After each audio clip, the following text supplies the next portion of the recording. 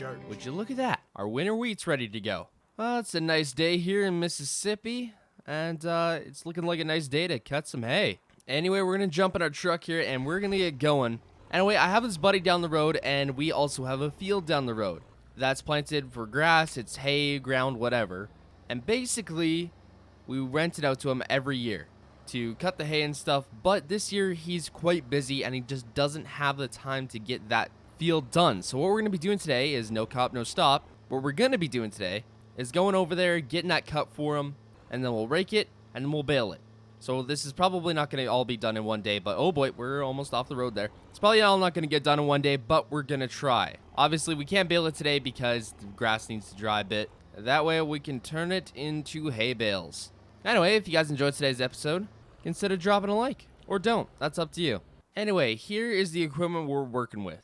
So if you couldn't tell, the guy likes International, like, a lot. He has some of, like, my favorite International tractors. Like, look at this. This looks so good, and they're so clean. He always keeps them really nice and stuff. Uses the old International Turbo, 2-wheel drive. And then there's the Minneapolis Moline with duals running this little coon rake. Now, if you ask me, this is just a little overkill to run a rake. Yeah, I don't think you need this much power, but oh well, whatever. We're gonna go with it anyway. Anyway, we're gonna jump in the International here, and we're gonna get to work. The field that we're cutting today is not terribly big, but it's gonna take some work, so we're gonna get out there, get to work, and see what we can get done. Also, if we can, we'll get it raked today, and then if it's dry, because everything's pretty dry right now. So it's gonna be, we're not gonna have to wait too long to be able to bale this stuff. So probably by tomorrow, I'm gonna say we're probably gonna be able to bale it. Now it's very early in the morning here. It's about 7 a.m. and we're already at work, but that's the life of a farmer for you. And so if we get this cut early in the morning, I think possibly tonight we should be able to go and get this raked. I hope so.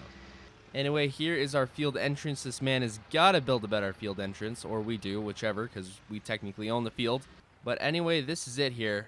Anyway, yes, I know this is not the way you usually cut, but the ditch is right there. So we're just going to cut the outside round like this, and then we'll put the arm outs for the next round. We'll get probably at least like 2 or 3 headlands done. But yeah, that ditch right there is the reason I do not want to put that arm out there at the moment. We're just going to cut it like this.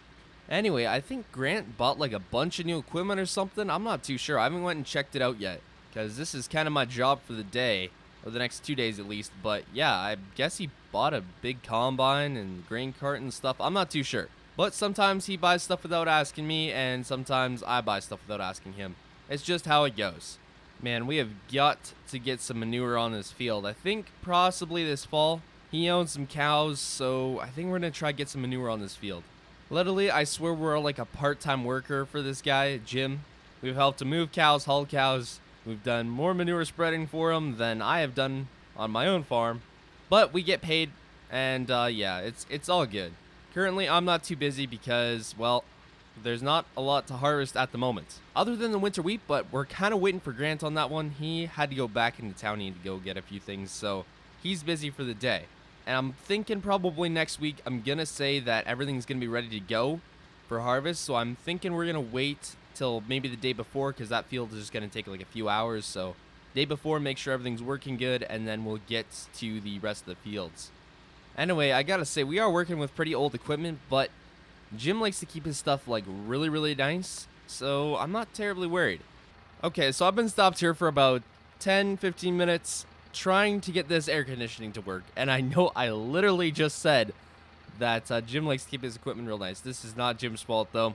This happens in old tractors from time to time. It probably just needs recharge, but it's hot out, and I have perfectly good working air-conditioned tractors at the farm. So we are just gonna go and grab one of those tractors just for now, because there's no point in me just dying of heat stroke. I mean, I'm sure a lot of old-timers used to do that, but I am no old-timer, so I'm just going to go grab one of our nice air-conditioned tractors. Now, if I did not have that option available, I would just keep going, but since I do, we're just going to go grab one. I'm going to have to call Jim and tell him, hey man, your air conditioning's broken in your tractor. Oh well, it happens. Aha, here is our tractors. So I'm just going to grab the 4450 Now this must be some of the new equipment Grant got. Oh man, he really went all out. See, old International, I'm riding air condition today.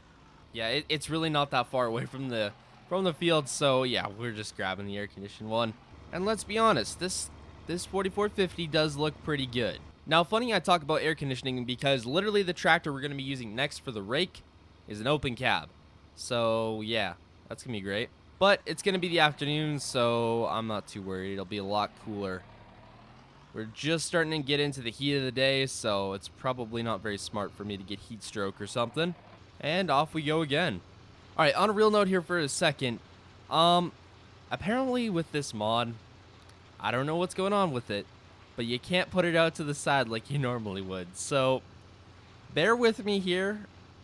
It's not going to be terribly realistic at the moment. I'm just going to have to go like this. Unfortunately, I hate to do it because I just know, realistically, you probably shouldn't be doing this. So, oh well. Not much you can do when the mod itself is kind of broken. I'm thinking probably 2 headlands is going to be good enough. We shouldn't have to do much more than that. Honestly, I do prefer raking over cutting or baling. Raking is just so much easier and you just cruise. It's pretty much all you do. And this isn't too thick, so you're not going to be clogging up the rake at all. Okay, so I started going back and forth back there, but it was just getting a little too tight for turning, so what I decided to do is just do another headland. 3 headlands should be plenty good. But it was just getting a little tight trying to go back and forth there, so I was like, yeah, whatever. 3rd headland, and then we'll be able to turn probably a lot easier. But I'm thinking definitely by this afternoon we should be able to get this raked. Raking usually doesn't take too long, and it's pretty fast and an easy job, so yeah. It'll be a lot faster than trying to cut all this.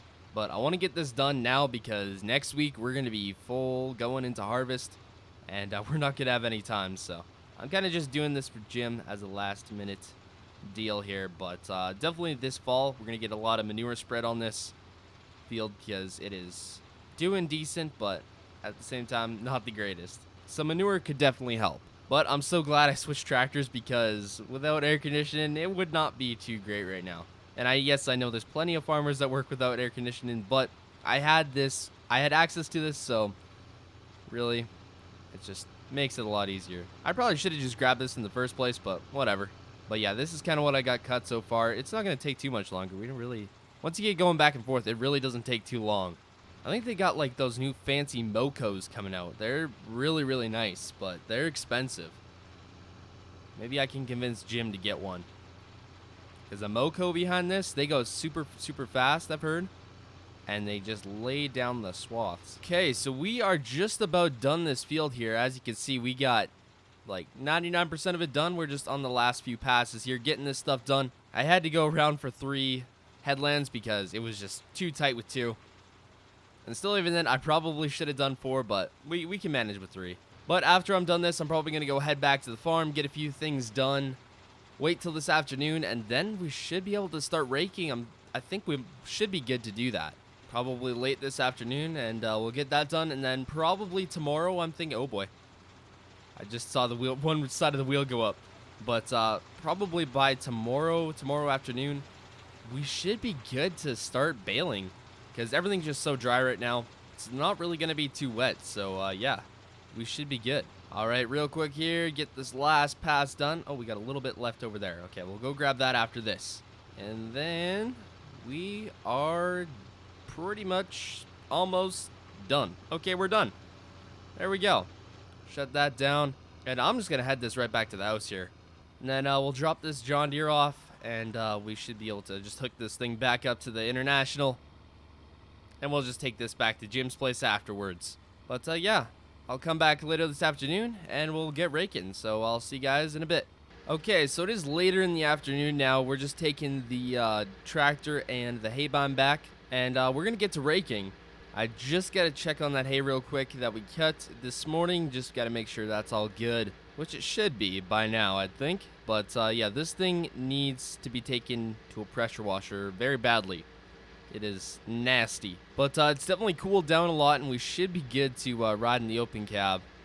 It'll definitely be a lot nicer than it was this morning. No cab, no stop. He usually used to hay this, but yeah, it's just flooded this year. Even though it's ridiculous because it's pretty dry right now, but yeah, I don't know. The level of this lake rose quite a bit, even though we haven't had much rain in quite a while. Lots of guys have been thinking about starting to irrigate stuff, like with the irrigation pivots and stuff. There's been a few government grants that have been put out for that, so who knows? That might start happening at some point. Anyway, we're going to get going with the good old Moline here and get some raking done.